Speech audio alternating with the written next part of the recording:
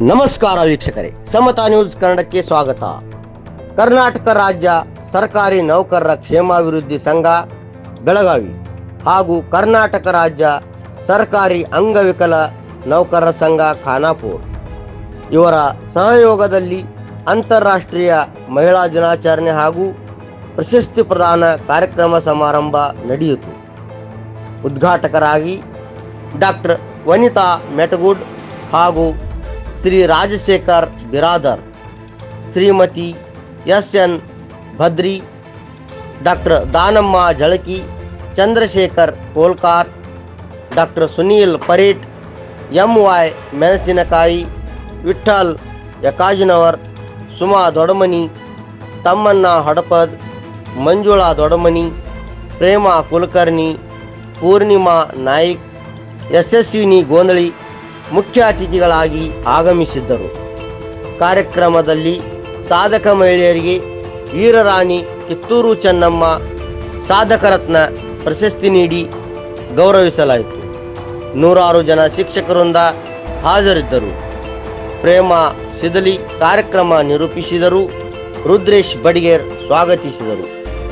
CK. Kolkar ವಂದಿಸಿದರು ಅಂತ ಹೇಳ್ತಾ ಮುಂದಿನ ಸುದ್ದಿಯೊಂದಿಗೆ ಮತ್ತೆ ಭೇಟಿಯಾಗೋಣ. ಅಲ್ಲಿವರೆಗೆ ನೋಡ್ತಾ ಇರಿ ಸಮತಾ ನ್ಯೂಸ್ ಕನ್ನಡವನ್ನ. ಬೆಳಗಾವಿಯಿಂದ ವರದಿಗಾರರು ರಮೇಶ್ ಬದಾಮಿಯವರು. ಮುಂದಿನ ಸುದ್ದಿಯೊಂದಿಗೆ ಮತ್ತೆ ಸಿಗೋಣ. ನಮಸ್ಕಾರ. ನಮ್ಮ ಸಾಧನೆಯನ್ನು ಗುರುತಿಸಿ ಈ ಪ್ರಶಸ್ತಿಯನ್ನು ನಮ್ಮೆಲ್ಲರಿಗೂ ಕೊಟ್ಟಿದ್ದಕ್ಕೆ ಎಲ್ಲರಿಗೂ ತುಂಬ ಹೃದಯ ಧನ್ಯವಾದಗಳನ್ನು ತಿಳಿಸುತ್ತೇವೆ. ತಮ್ಮ ಹೆಸರು ಹೇಳ್ರಿ. ನಮ್ಮ ಹೆಸರು ಯಶಸ್ವಿನಿ ಗೊಂದಳೆ, ಮತ್ತು ಚಿಕ್ಕ ಮಕ್ಕಳಿಂದ ಹಿಡಿದು ವಯಸ್ಸಾದಂಥ ತಾಯಿಯಂದಿರವರೆಗೂ ಇಲ್ಲಿ ಅವಕಾಶ ಕೊಟ್ಟಿದ್ದು ತುಂಬ ಸ್ಮರಣೀಯವಾಗಿದೆ. Okay, thank you. ಒಂದು ನಿಮಿಷ. ಮಹಿಳೆಯರಿಗೆ ಒಂದು ವಿಶೇಷವಾದಂಥ ಗೌರವವನ್ನು ಪಡೆದುಕೊಂಡಿದ್ದೇವೆ. ಎಲ್ಲರೂ ಈ ಒಂದು ಸಂದರ್ಭದಲ್ಲಿ ಪ್ರಶಸ್ತಿಯನ್ನು ನಮಗೆ ನೀಡಿದಂತಹ ಅಧ್ಯಕ್ಷರಿಗೂ ಹಾಗೂ ಅತಿಥಿಗಳಿಗೆ ಎಲ್ಲರಿಗೂ ನಾನು ಈ ಸಂದರ್ಭದಲ್ಲಿ ಧನ್ಯವಾದಗಳನ್ನು.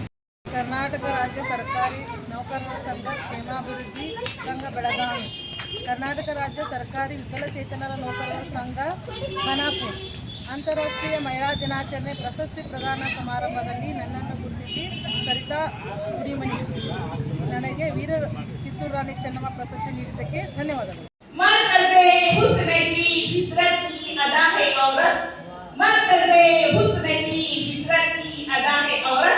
इश्क का सिलसिले बहे वो वफा में हो,